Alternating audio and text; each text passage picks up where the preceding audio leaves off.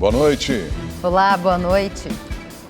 A economia brasileira cresce 7,7% no terceiro trimestre e o Ministério da Economia aponta que recuperação vai continuar. O governador de São Paulo, João Dória, afirma que vacinação contra a Covid-19 no estado deve começar em janeiro. E você vai ver também. Começa em Pernambuco o julgamento do caso Miguel.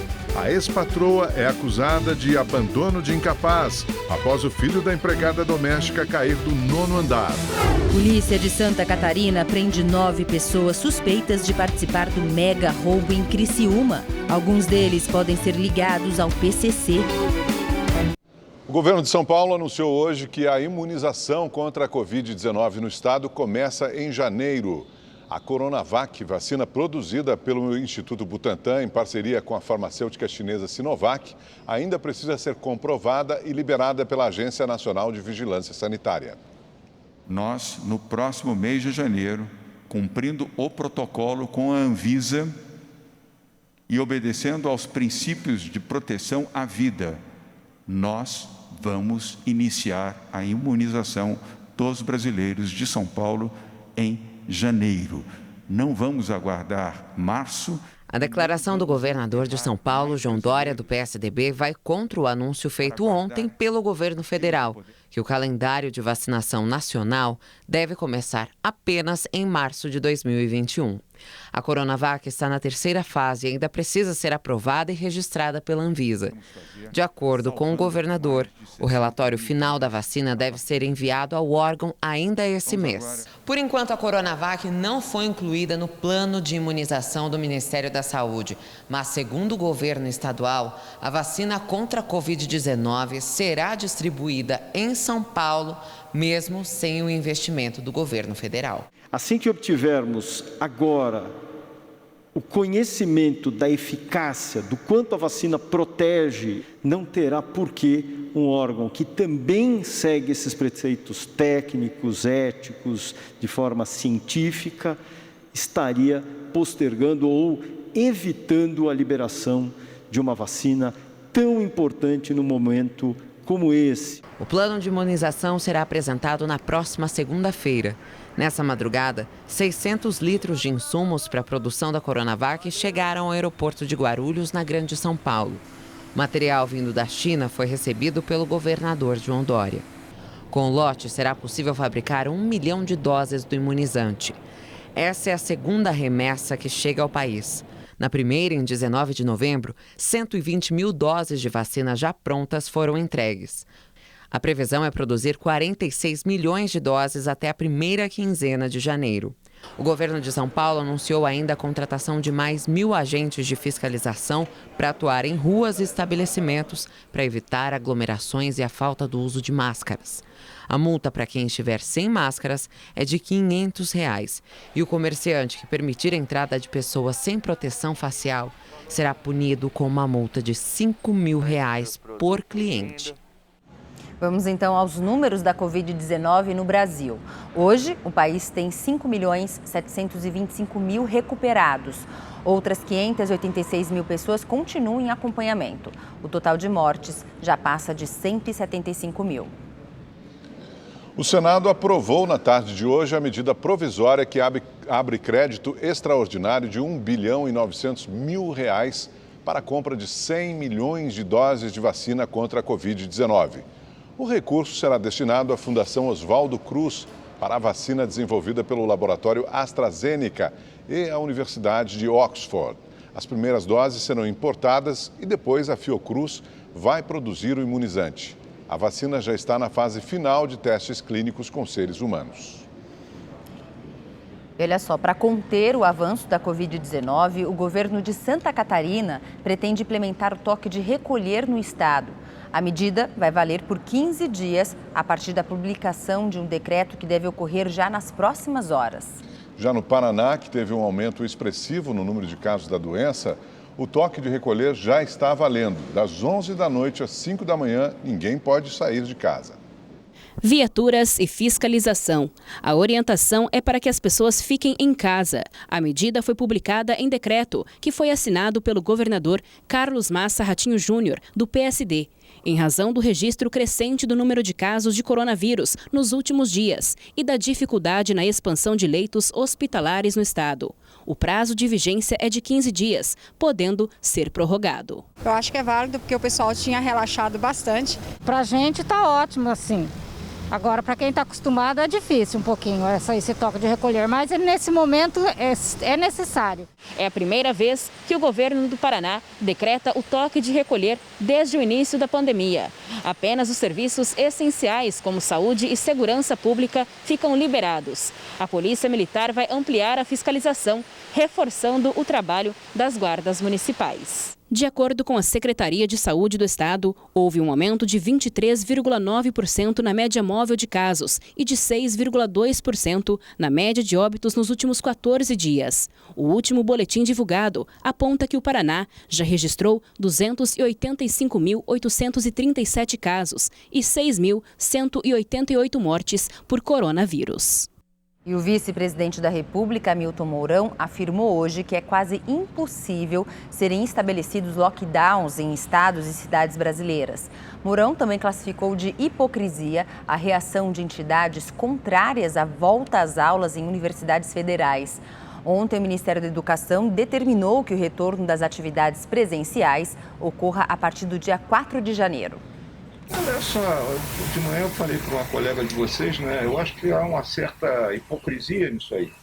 Porque a mesma turma que não quer voltar para a aula, ela vai para a balada, vai para bar, né? Então, vamos ser coerentes nas coisas. Porque se não pode, não pode para tudo. Cada administrador público ali, seja governador, seja prefeito, é que tem o sentimento da sua situação. Eu acho que o lockdown é impossível de ser aplicado, né? Principalmente em cidades do tamanho do Rio de Janeiro. E no final das contas ele gera mais controvérsia do que aspecto positivo. O Rio de Janeiro terá a maior fábrica de vacinas da América Latina. O complexo será administrado pela Fiocruz e deve ficar pronto em 2023. O convênio assinado entre Ministério da Saúde, Governo do Rio e Fiocruz vai permitir a construção da maior fábrica de vacinas da América Latina. O complexo industrial de biotecnologia em saúde será erguido em um terreno de 580 mil metros quadrados, na zona oeste do Rio, e promete quadruplicar a produção de doses. A estimativa é que a estrutura esteja em funcionamento em 2023 e seja capaz de produzir 120 milhões de frascos de vacinas e biofármacos por ano. Nós vamos poder produzir com a Fiocruz hoje que digo, curto prazo para 21, as vacinas para combater a Covid, ou grande parte das vacinas para combater a Covid, mas com certeza no futuro próximo nós vamos estar em condições de fazer frente a outras ameaças que o Brasil tenha na área. Nós não podemos abrir mão disso. É uma posição estratégica. O terreno onde o complexo será construído foi cedido pela Companhia de Desenvolvimento Industrial do Estado do Rio de Janeiro. O investimento será de quase 3,5 bilhões de reais, com a geração de 1.500 postos de trabalho e 5 mil empregos ligados à construção da fábrica. Familiares de uma jovem que está internada em um hospital particular do Rio de Janeiro afirmam que ela foi vítima de estupro e maus tratos. A denúncia é investigada pela polícia. Esta estudante de 18 anos está internada em um hospital particular de Niterói, na região metropolitana do Rio, desde o fim do mês passado. Ela deu entrada na unidade com convulsões e desde então está no CTI. A paciente pediu socorro à família ao dizer que foi maltratada por um médico na madrugada da última terça-feira. Ela me pediu por socorro, sim, falou que havia sido muito maltratada na noite anterior, pela equipe médica, que acordou sim com as pernas abertas e não sabia o que estava fazendo, que pediu para que parassem, e aí então o médico gritou com ela, que xingou, que ficou rindo da cara dela. Falaram que estavam fazendo exames, ela disse que estava fazendo da forma muito errada. Os parentes também denunciam que o hospital não apresentou um diagnóstico, nem mesmo informou os exames que foram realizados na paciente. Ela teria sido amarrada na maca durante a internação, mas o hospital Icaraí nega as acusações. A gente não obtém informações concretas sobre o estado clínico dela. Nós não temos informações dos exames, dos medicamentos, dos do possível diagnóstico, nós não temos nenhum tipo de informação. A família registrou o caso na delegacia e a Polícia Civil pretende ouvir nos próximos dias a mãe da paciente e os médicos que estão atendendo a jovem. Um exame de corpo de delito também já foi solicitado. Desde o ocorrido, parentes tentam transferir a estudante para outra unidade, mas o hospital estaria dificultando o processo de remoção. O hospital está fazendo tudo para impedir, não queria entregar laudo, não queria entregar relatório, né? E segue nisso. Só falam que vão liberá-la com uma medida judicial. E é o que minha mãe está buscando no momento. Em nota, o Hospital Icaraí afirmou que as graves acusações não são verídicas e já foram encaminhadas ao departamento jurídico da unidade. Disse ainda que todos os esclarecimentos estão sendo prestados à família. A Justiça Pernambucana realizou hoje a primeira audiência de instrução do caso do menino Miguel. Sari Gaspar Corte Real, acusada de abandono de incapaz, com resultado em morte, e outras testemunhas do caso foram ouvidas. As informações com Caroline Fernandes. A primeira audiência de instrução ocorreu 6 meses após a morte de Miguel Otávio Santana da Silva, de 5 anos. Pela manhã, movimentos sociais realizaram um ato para cobrar justiça no caso. Finalizada esta etapa do processo, acusação e defesa vão apresentar as alegações finais em um prazo de até 10 dias após a notificação das duas partes. Ao final, o juiz José Renato Bezerra dará a sentença, o que só deve acontecer no ano que vem. Até lá, a empresária Sari Gaspar Corte Real responde em liberdade. Testemunhas foram ouvidas, incluindo a mãe de Miguel, Mirtes Cordeiro. Durante a audiência, a irmã de Mirtes conversou com a nossa equipe. O sentimento continua o mesmo desde o princípio, é o sentimento de revolta, da injustiça que houve, de ter toda a certeza de que Sari abandonou Miguel no apartamento, no elevador, e Miguel chegou a morrer e hoje ela está aí em liberdade ainda. E estamos lutando para que essa mulher pague pelo que ela fez. Miguel caiu do 9º andar de um edifício de luxo no centro do Recife, onde a ré morava. A mãe do garoto era empregada doméstica na casa de Sari Gaspar e tinha saído para passear com o cachorro da família quando ocorreu o acidente. Imagens do elevador do edifício registraram o momento em que Sari deixa a criança sozinha no elevador, minutos antes da queda. A Polícia Civil de Santa Catarina prendeu 9 pessoas suspeitas de participar do roubo a uma agência bancária em Criciúma. 2 deles foram localizados em Gramado, no Rio Grande do Sul. A polícia apura ainda se um dos presos pertence a uma facção criminosa de São Paulo. Forças de segurança gaúchas realizaram uma série de prisões entre ontem e hoje. A primeira abordagem foi na tarde de quarta-feira, quando a PRF parou um carro com 2 homens na BR-116 em São Leopoldo. A dupla é natural de São Paulo e teria usado o veículo como escolta durante o deslocamento do comboio utilizado no assalto à tesouraria do Banco do Brasil em Criciúma. Horas depois, a Polícia Rodoviária Federal prendeu outros 3 suspeitos, que foram localizados no município de Torres e, em fuga, foram capturados em Santa Catarina. Com eles, R$49 mil foram apreendidos. Na madrugada de ontem, também, uma informação proveniente da inteligência acarretou que nós fizemos outra abordagem, e aí um veículo que foi abordado em Passo de Torres, ali na divisa, né, logo após a divisa do Rio Grande do Sul com Santa Catarina, e esse veículo com 3 indivíduos. Ainda no litoral norte gaúcho, outro suspeito foi preso em uma casa às margens da BR-101, na cidade de Morrinhos do Sul, a 100 quilômetros de Criciúma. Celulares, munições, rádios comunicadores e roupas foram alguns materiais apreendidos. Ele teria ganho R$5 mil para vir até a casa e fazer a queima de tudo que lá estava, né? As roupas, enfim, e os objetos possivelmente utilizados na prática do crime, tá? 2 homens ainda foram detidos em Gramado, na Serra Gaúcha. As prisões ocorreram durante o cumprimento de mandado de busca e apreensão em uma residência, realizado pela Polícia Civil. O indivíduo preso no final da manhã de hoje em Gramado é membro de uma facção criminosa. Ao fazer uma busca no histórico do suspeito, a Polícia Civil gaúcha identificou a ligação dele com o PCC, o primeiro comando da capital. O homem é acusado, inclusive, de ter participado de uma tentativa de resgate a um dos líderes da facção, que está preso.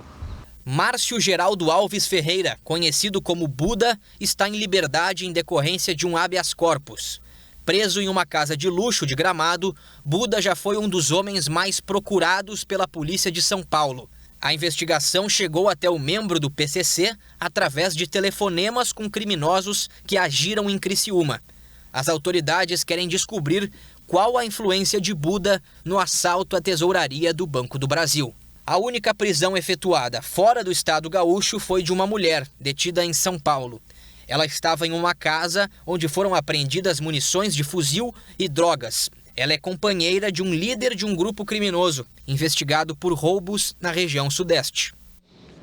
Polícia Federal de Santos, no litoral de São Paulo, prendeu 5 pessoas suspeitas de participação em crimes de lavagem de dinheiro e fraudes contra o sistema financeiro.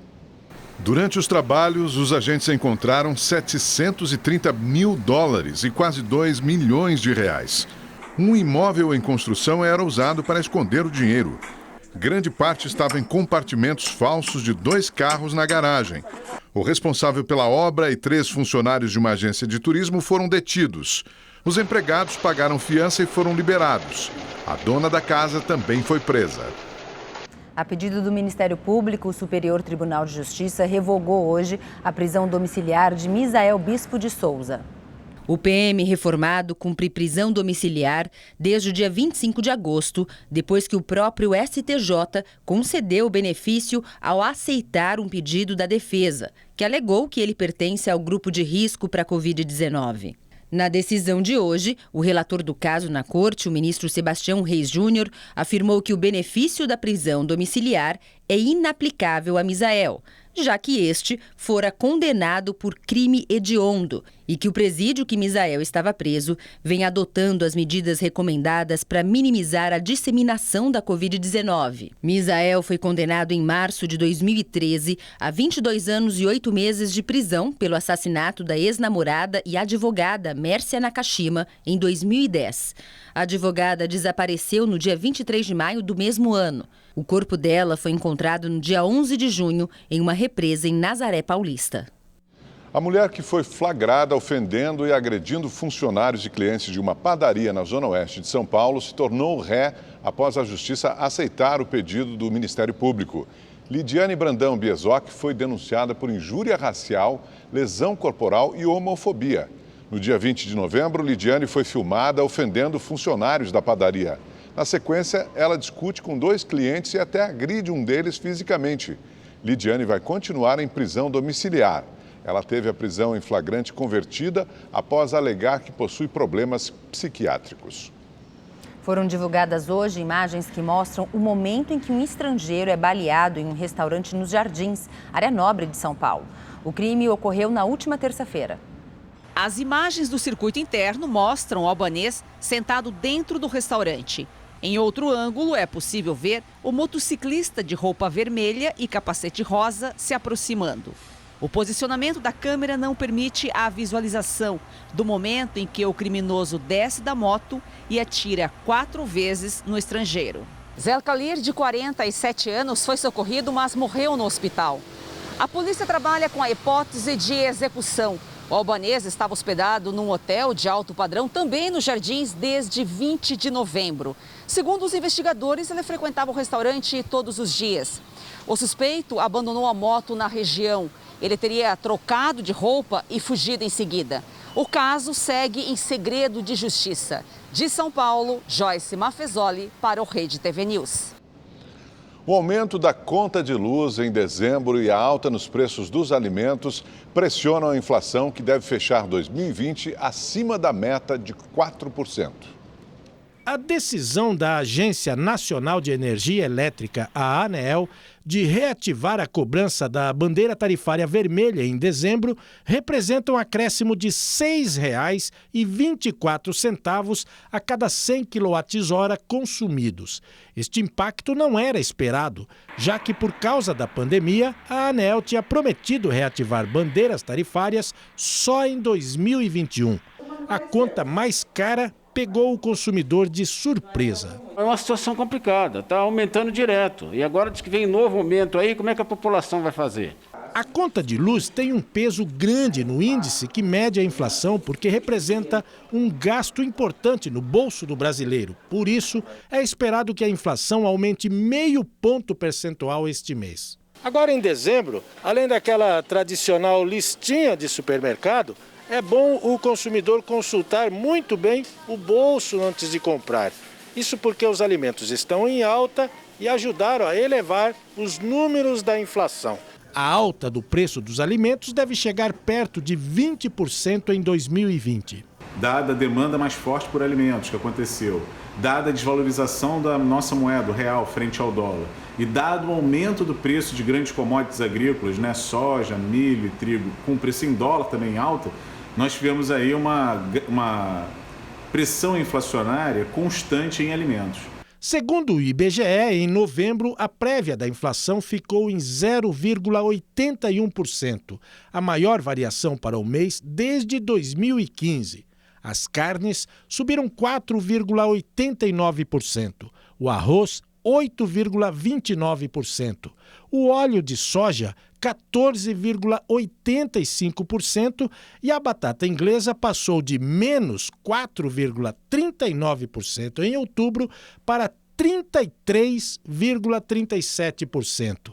A dona Nazaré fica um tempão escolhendo os tomates, que também estão mais caros, subiram quase 20% em novembro. Verdinho, lavadinho, arrumadinho, novinho, bonitinho. Mas os preços? Não quero falar palavrão. Com 20 anos de experiência gerenciando supermercados, o Valdir tem uma dica pra lá de valiosa. Pesquisar preço, pesquisar e procurar, porque vão encontrar realmente produtos bons com preços bons e produtos da época. Os preços estão bastante altos. Você tem que fazer uma pesquisa de mercado muito grande, porque senão não dá. Senão o que você comprava antes, você enchia um carrinho, hoje você não enche. E a economia brasileira cresceu 7,7% no terceiro trimestre de 2020. Com o resultado, o Ministério da Economia afirmou que a retomada deve continuar no primeiro semestre do ano que vem. Isso sem a necessidade de auxílios governamentais. A alta de 7,7% no Produto Interno Bruto do país, que é o total de riquezas produzidas, no somatório dos meses de julho, agosto e setembro, foi a maior da série histórica iniciada em 1996. O crescimento ocorre após os 2 primeiros trimestres registrarem queda e tira o Brasil da chamada recessão técnica. Em nota, o Ministério da Economia comemorou o resultado. Segundo a pasta, os indicadores mostram que a atividade continuará crescendo a taxas elevadas no final do ano. De acordo com o texto, o bom resultado do PIB se dá pela melhora da indústria e do comércio. Para os próximos meses, a aposta para manter o crescimento é no setor de serviços. O Ministério afirmou ainda que os números pavimentam um caminho para que a economia brasileira continue avançando no primeiro semestre de 2021, sem a necessidade de auxílios governamentais. No entanto, o resultado do terceiro trimestre ainda não foi suficiente para colocar a economia do Brasil no azul. Nos 6 primeiros meses do ano, as perdas somaram 11%. O próprio governo admitiu que o resultado divulgado hoje ficou um pouco abaixo do esperado, mas nada que cause frustração. A expectativa, né? A expectativa era 8 alguma coisa, né? 7,7, bateu na trave. A queda do segundo trimestre ela foi muito grande, né? Ela vai ser recuperada ao longo desse terceiro, mais o quarto e o ano que vem. Isso já era o esperado. Eu acho que o grande ponto é que as principais instituições davam que o Brasil ia ter uma queda grande esse ano e a queda não será tão significativa vai ser. Ganhar um carro zero ou uma viagem inesquecível investindo apenas 75 centavos por dia é possível. É só participar do Festival de Prêmios Realizando Sonhos. Assinando o Rede TV Plus, você pode ganhar prêmios. De segunda a sexta, dentro do A Tarde é Sua e do Alerta Nacional, serão sorteados notebooks. Aos sábados, no Mega Senha, uma viagem no valor de R$8.000. Todo domingo no Encrenca sai um HB20 zerinho. No dia 24 de dezembro, você pode levar uma BMW para sua garagem. E no dia 31, também em dezembro, sai uma viagem no valor de R$15.000. No final da promoção, você pode ser o grande ganhador de uma Mercedes C180. Então, se você já é assinante, continue investindo. E caso ainda não seja, acesse agora redetvplus.com.br ou aponte a câmera do seu celular para o QR Code aqui na tela. Está na hora de realizar os seus sonhos, aqui no Festival de Prêmios da Rede TV. A Justiça de Minas Gerais autorizou o pai de um menino de 12 anos, que é portador de uma doença rara, a plantar maconha para uso medicinal. Por ano, a família gastava cerca de R$30.000 para importar os medicamentos do tratamento à base de cannabis. Desde que o Benício nasceu, o Leandro compartilha nas redes sociais vídeos que mostram os cuidados e o dia a dia do filho, que tem epilepsia e autismo severo. Ele quer brincar, olha, ele tá perdendo as forças. Beni, é que o papai. Não tô dando conta de segurar meu tronco.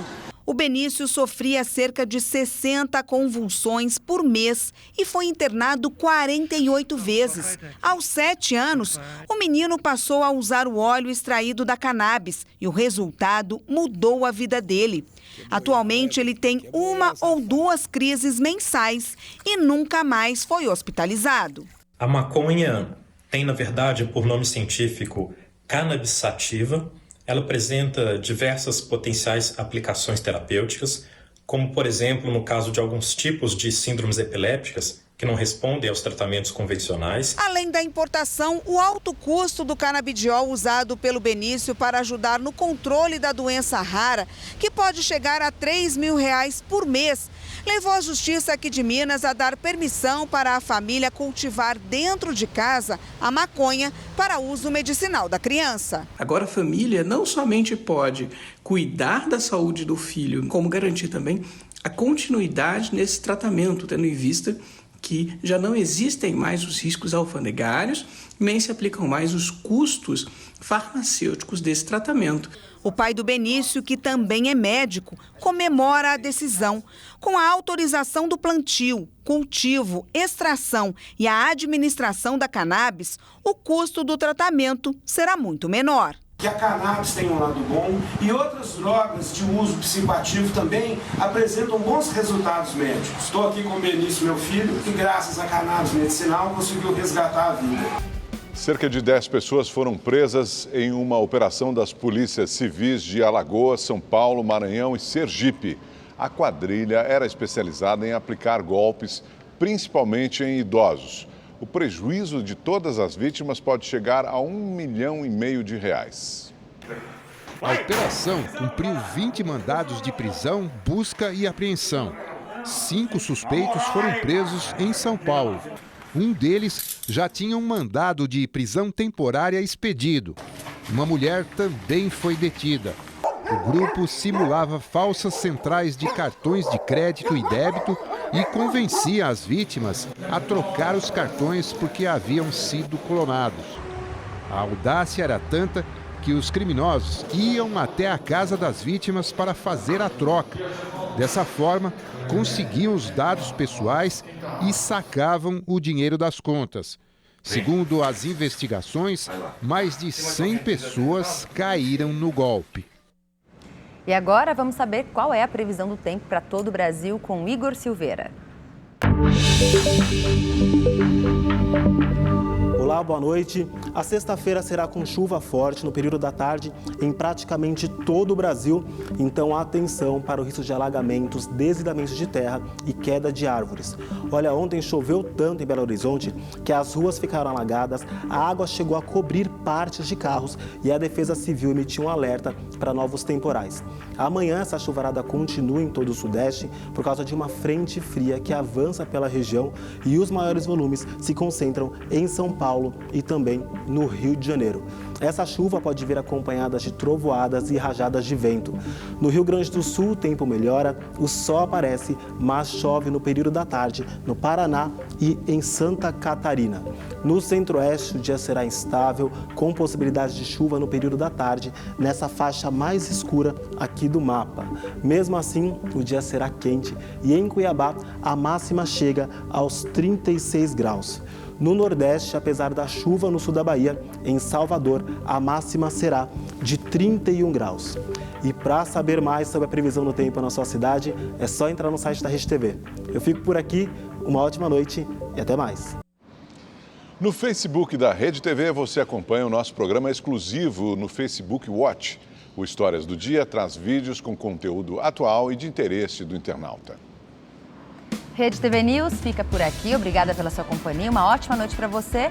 Mais notícias você acompanha no Leitura Dinâmica. Uma boa noite e até amanhã.